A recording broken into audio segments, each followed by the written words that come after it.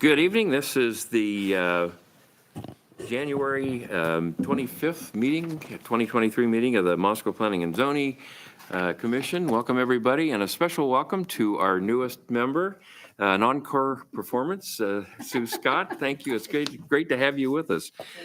So with that, we'll move on with the agenda. The first item is approval of the January 11th meeting minutes. Do we have any additions, corrections, deletions? And if not, do we have a motion to approve? So moved. So Scott, motion, Rich second, and we'll start roll call. Scott, with you. Aye. Aye. Aye. Aye. Aye. Rich and And I'll Sue. abstain. Abstain. I wasn't Okay, here. very good. Next item is the public comment period. Anybody in the audience would care to address the commission for items that are not on the agenda tonight? Okay, seeing none, thank you very much. The next item is the public hearing, and I need to recuse myself from this particular event. So Dennis will be conducting the meeting. I'm on advice of city attorney. I have to absent myself from the room. So I will do that, and I will be back with you after the public hearing. So Perfect. Thanks, Dennis. Hi, Mike. Well, thank you, Mr. Chair, Commissioners.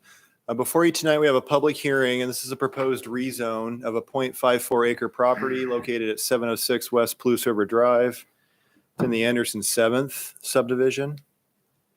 The applicant's Jim Swift, and he's proposing to rezone this property. The proposed designation is residential office from the current designation, which is the R4 multiple family residential zone. I'm sure you're a little familiar with this property. We had a condition that was placed upon this specific property that the commission revisited this last year and ended up removing. We can go into a little bit more detail on that. But yeah, part of Anderson 7th edition. You can see Prospect Place PUD here to the west. Sunnyside Avenue comes off of Palouse River Drives, ends up connecting with the existing Sunnyside segment to the north. L'Etat Care Center, Gritman Wellness Center, to the east. And then to the south are manufactured home parks and ITD service yard, as well as a chiropractic wellness office located here. And of course, the ice rink here to the southeast. So just a closer view of that property probably makes a little bit more sense when we pull the plat map out. So if you recall, this is lot 7, triangular shaped lot. It does currently have an access, which is before council at the next meeting to be removed via lot line adjustment with these two other lots here. And so this is the subject property. There's Sunnyside that extends up to the northeast. There's also a cul-de-sac, Ben Gifford Court. And this subdivision is currently under construction as far as the infrastructure. Looking at the comp plan designation, it's high density residential, as well as all the properties to the south of Palouse River Drive. Transitions to auto urban residential as you head to the north and to the west. And then it's suburban commercial with Gritman Wellness Center there to the east. Displaced header should say high density residential, but high density residential designations allow highest density residential development at common densities between 15 and 26 units per acre. Appropriate for this designation include those located adjacent to areas of higher activity where there is a range of uses. They should be located adjacent or in close proximity to designated arterial or collector streets. In this circumstance, Palouse River Drive is a minor arterial. New areas of high-density residential should be located near mixed-use activity areas and corridors that can accommodate multimodal transportation. And then it points to the R3, R4, and residential office zones as being most appropriate for that designation. So it brings us to the zoning configuration of the area. Subject properties within the R4 multifamily zone. To the south of Palouse River Drive, those are primarily within motor business, although there is one R4 property here as well. And then it transitions to R3 in the northern half of Anderson 7th, and then ends up transitioning to R1 with the Anderson additions to the north of that. So this would be the proposal to rezone this property to residential office. So what the zoning code states about residential office is that it's moderately intensive, includes both offices and high density housing, really serving as a transitional zone between residential and commercial or industrial zoning districts, appropriately applied in the following circumstances: on the perimeter of commercial or industrial districts where they abut residential land uses, where transportation network use is greater than desirable for lower density residential uses, where landforms create sites which are reasonably accessible by transportation systems and which are buffered from nearby residential areas, and where development patterns in a neighborhood will allow development of moderate intensity to occur without producing adverse visual impact or harm to the transportation network. So really just a wide variety. I mean, it's really similar to the R4 zone, really, except it allows more residential office type uses. So professional offices like R4, they're limited to 2,000 square feet in size. There is no limitation for residential office, but it really includes a wide range of residential. So single family all the way to multifamily, twin homes, townhouses, some urban ag mixed in there. Veterinary services would be included, professional offices, restaurants up to 1,500 square feet in size, childcare facilities, neighborhood centers, healthcare services, parks and rec facilities, telecommunication services, personal care services, etc. Looking at Palouse River Drive, it's designated as a minor arterial. There is curb gutter sidewalks, which have recently been constructed on the south side of the street. It's part of Eddington subdivision further to the west. And then they will be constructed as part of Anderson 7th subdivision on the north side on the frontage of this property as well. So we'll be looking at a 36-foot wide paved roadway with bike lanes on both sides of the street at some point in the future once we see these improvements. There are existing water sewer mains within Palouse River Drive and Sunnyside. Those are sufficient capacity to accommodate any future use that the RO zone would allow on that property. And with that, staff's recommendation is to conduct the public hearing, and upon consideration of testimony received, recommend approval of the proposed rezone from R4 to the RO with no conditions. And I have included a copy of an approval relevant criteria and standards document within your packet. And so if you choose to approve this tonight, you certainly can adopt that and certainly be able to answer any questions you have. You guys have any questions for Mike? We saw it before. It's an awfully big piece of property. Huge. I think that was unrated, right? I think so. Dennis, I had a question. Yeah, go ahead. Way back when, the property that was on the same side of the street, same side of Palouse River Drive, but it was across from when Palouse River Drive was going to have city ball fields. There was a piece of property that the city wanted to annex, and the people who owned it resisted annexation because they didn't want to have to pay for the sidewalk and the street improvements on their side of the street. So my question has to do with the sidewalks and the improvements. And you said it'll be put in when Anderson at 7th is being built. Is this property by the same developer? So who decides when the sidewalk gets put in? Because technically lot number 7 is adjacent to where the sidewalk should be. Yeah, it's all the same developer, Mr. Swift, and they're currently, if you go out there right now, they're currently getting ready to construct those improvements on Palouse River Drive. So those are all required to be in place before any building permits issued anywhere in Anderson. So lot number 7 won't be responsible for the entire sidewalk. It goes to the entire. All the infrastructure in the subdivision, the developer will be responsible to install everything. So that'll be And part it's the of same it. developer. Yeah. Thank you. Anyone else got any questions for Mike? Go ahead, Joel. Trying to remember back to when we approved this, and the idea of the access to the north between the lots, as I remember it, was at least in part because trying to get access to that lot without coming directly off of Palouse River Drive. And as I understand this, the proposal here is that it would have access off Palouse River Drive. Yeah, the original condition on the original plat was that a flagpole portion of that lot be created on Sunnyside Avenue to be able to provide all access, and no access shall be provided on Palouse River Drive. I think it was late last year, the applicant had submitted a request to revisit that and eliminate that condition.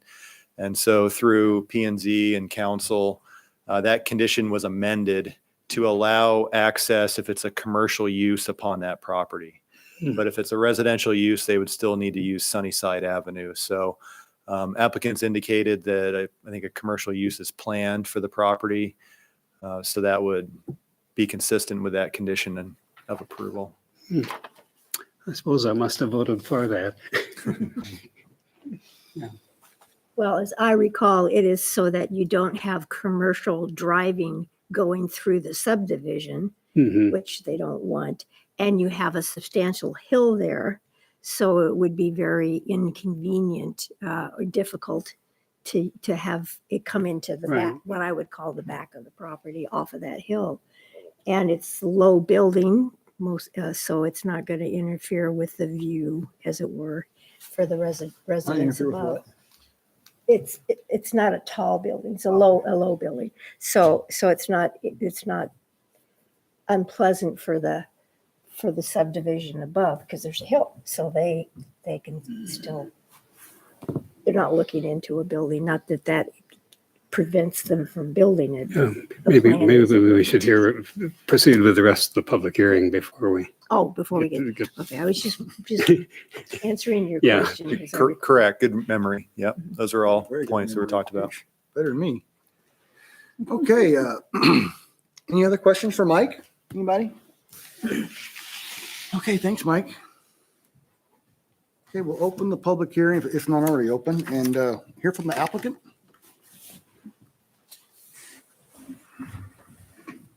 Hi, Scott Becker with Hodgin Associates, 405 South Washington. I want to thank Mike for the presentation and Commissioner Sievers for filling in all the blanks that I was going to talk to you about. So, Victoria was right. That's how that came about. We submitted the preliminary plat and final plat because the developer was trying to get it going as quick as possible. So I apologize for coming at you every direction on this lot, but I think this makes the most sense for this lot to develop it as commercial. So if you have any questions, I can answer them. Otherwise, I think I don't disagree with what was said. I don't think I have any. You guys have anything for Scott? All right, thank you.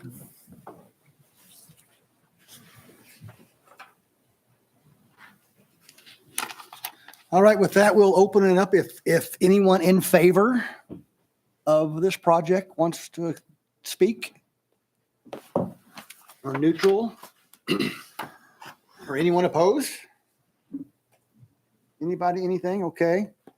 With that, I guess we will close the public hearing. You want to acknowledge that we received a letter?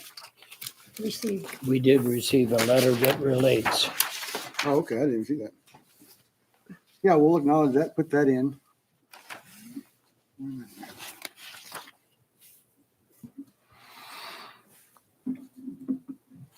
They don't say which lot they're, where they live, but we presume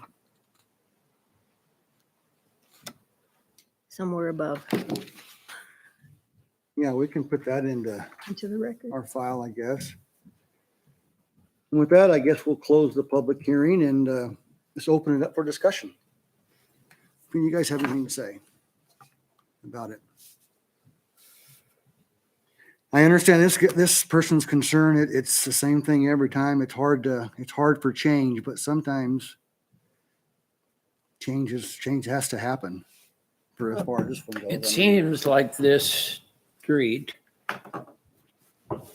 is going to see more change than we can talk about. It's going, I mean, Palouse River Drive is part of a big part of Moscow's growth, and having a minor commercial on it, we've got all manner of things going on the street, and it's going to be a big busy street in 20 years.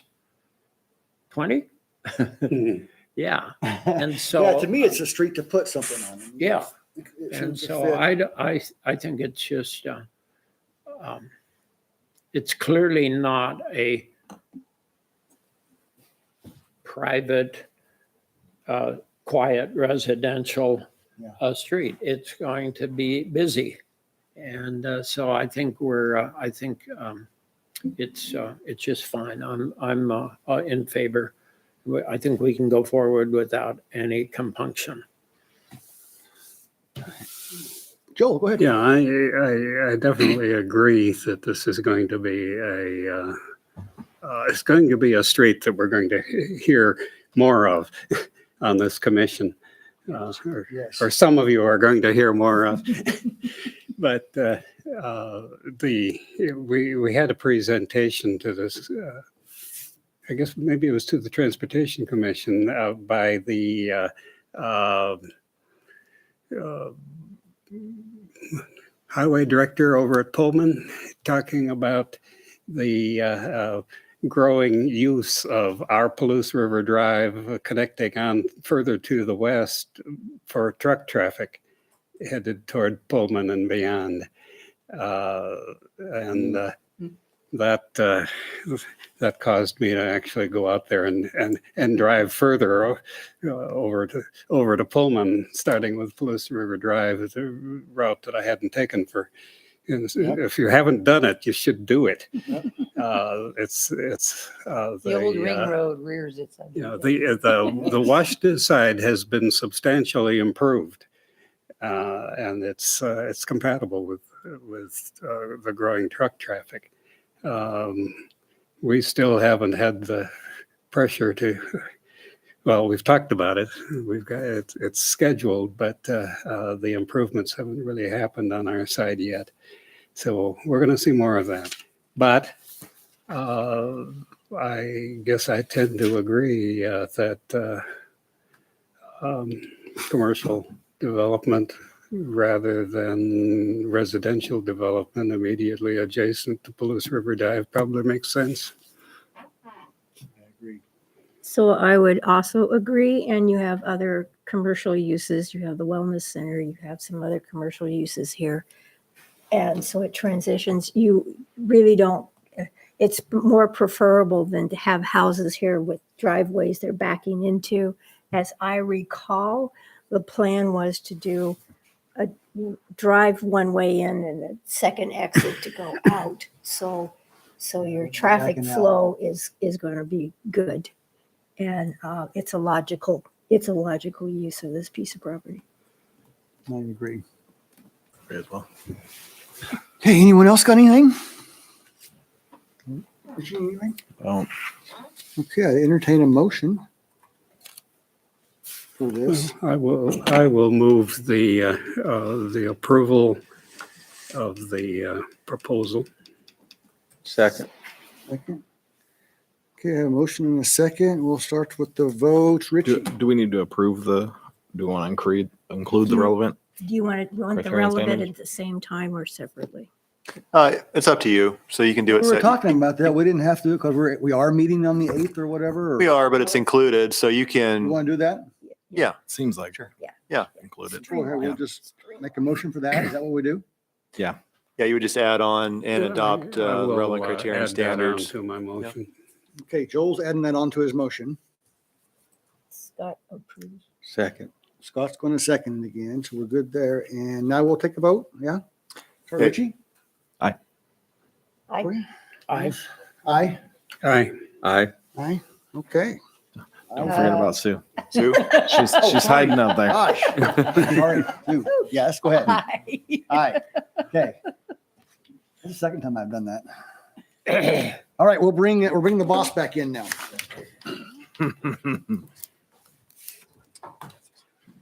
Sorry, Sue. My bad. Thanks, Dennis. Yep. no worries.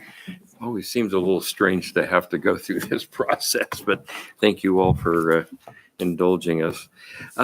Okay, so we're all set with that. Next item is a budget request for 2024. Mike, I believe we were down for our usual $1,500. Yeah, same as prior years. Usually it's for some type of professional development, training, speaker type opportunities. I think in the past, when we have the annual Idaho American Planning Association conference, which has been kind of virtual the last few years, but I think a hybrid this last year. And so that's a good opportunity. So you don't have to travel costs, but you can log in. Then you get a chance to, for a year, to be able to watch all the sessions. So you don't have to attend during that time. You can go back and use the app to watch all the different sessions that you're interested in. So that's always been good. And that certainly covers some of those costs. But yeah, any other in those categories, we have up to 1,500. Typically don't come close to using anywhere near that. But if things come up, then yeah. Yeah, I always was hoping that we'd have a publication that we could subscribe to that was similar to the one that several years ago, which doesn't seem to be available. But if you ever see an opportunity for something like that, I certainly would think that would be an appropriate use. And if I remember, because I did some of the planning session this last time, did virtual, but if I remember correctly, there was either a reduced cost or a no cost for somebody that's. Yeah, it's reduced if you're virtual. So Yeah. it was fairly reasonable. I want to say $100, $150. Yeah. You know, so it's Not pretty, even, pretty but- reasonable. And you can log back on and watch those sessions anytime you want, Yeah, they're good almost for a year. year round. Yeah. So, okay. Do you need a vote on the budget?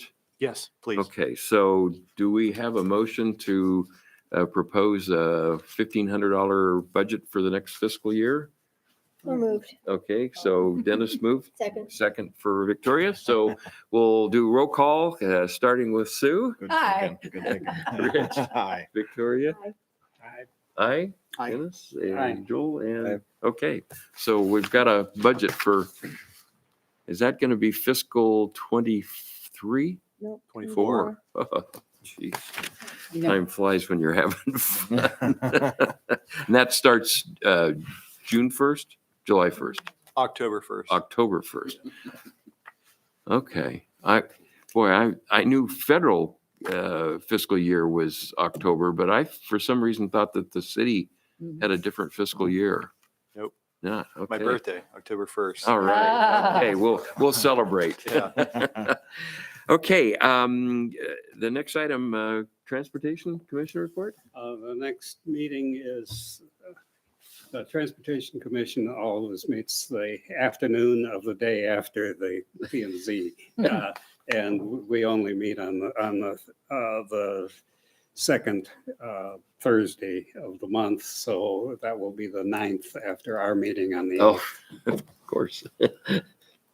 So, And I have not seen an agenda. okay, so we'll maybe, and that kind of leads to the next item announcements. We're probably going to cancel the 22nd meeting. So maybe if there's something to report in March, we'll get to it. Okay. So we've had some discussion on the meetings, the February meetings. Originally, and Dennis and Mike and I had talked about whether we'd have a February 8th meeting, thinking that that there wasn't any business that we would need to conduct. But we've invited Nils Peterson to talk about affordable housing and the trust, and his availability is limited to the 8th of February. So we'll have the meeting on the 8th, but I think unless something else happens, we'll plan on canceling the 22nd. Correct. Mike won't be with us for the 8th. Cody Riddle is going to step in for you for that meeting, I guess. So does that work for everybody? I mean, that's our normal schedule. The 8th would be our normal February meeting anyway. So, Okay. That's good because then Nils has lots of time. He can talk. Yeah, exactly. And I don't, did we do the RCS? You did. Okay. So we don't need to put that. So it'll just pretty much be Nils on the agenda. That's great. Okay. And we'll, since there are no public hearings, we'll gather in the center as a group. Don't So sit there, Sue doesn't feel like she's being, we'll see if we can squeeze in next time. Well, it's great to have you with us. Thank you. It's going to be fun. And we look forward to having you join us. And I'm sorry that I missed all. Ghost of P and Z Pass. Yeah, yes, there you go. Yeah, for our listening audience, Sue was on P and Z for ages. 10 years. 10 years. Yeah, well, it's ages. Yeah. Well, and I love the perspective you bring, not only Yeah, from see, P and Z, back. but from city council Mhm. as well. So you bring a lot to us and we appreciate that. So I was between you following and Marshall Joel and Comstock, Nels. who went to Board of Adjustment. Yeah, that's right, you did. Okay, anything else for the good of the order? I guess we'll declare the meeting adjourned then. Thank you.